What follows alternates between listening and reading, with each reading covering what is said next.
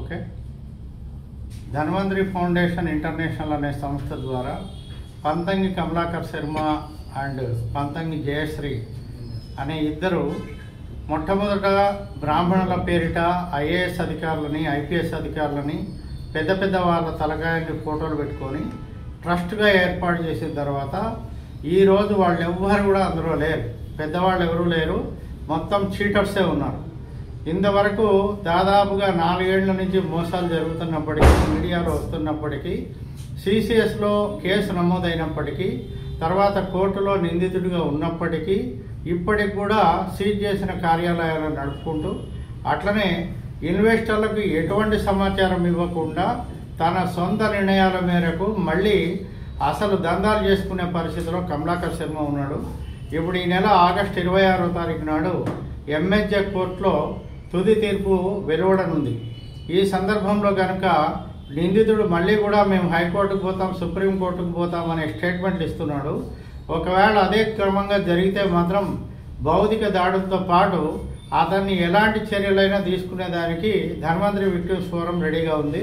And రెండో విషయం ఏంటంటే, ఇవాళ ₹1,00,000 పోగొట్టుకుంటేనే ఆవేదనతో ఇళ్లకు పోయి కొట్టొస్తారు, నానా ప్రచారం చేస్తారు.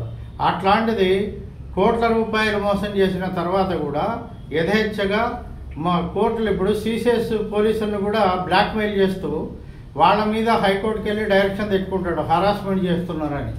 కాబట్టి చట్టాలను, న్యాయాలను కొనే పరిస్థితిలో ఉన్నాననుకుంటూ విరవీగుతూ చేస్తున్న ఈ అక్రమాల పట్ల ఈ నెల 26వ తారీఖు నాడు ఏదైతే కోర్టులో తుది తీర్పు వస్తుందో ఆ తర్వాత మాత్రం కమలాకర్ శర్మ పైన ఎలాంటి చర్యలు తీసుకునేదానికైనా ఫోరం రెడీగా ఉంది.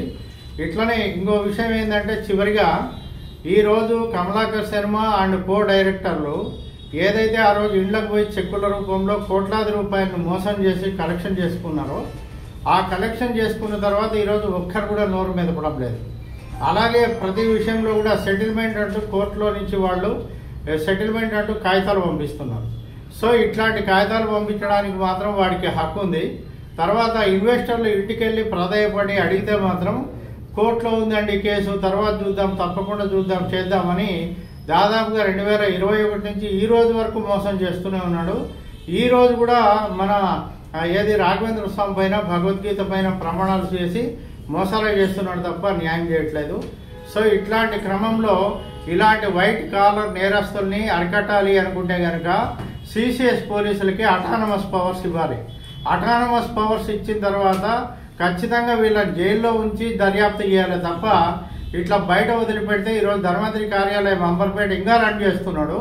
కాబట్టి ఇక మీరు ఉపేక్షించి లాభం లేదన్నట్టుగా మేము కోర్టులను గౌరవించి 26వ తారీఖు వరకు ఖచ్చితంగా వేచి ఉంటాం, కోర్టులను గౌరవిస్తాము.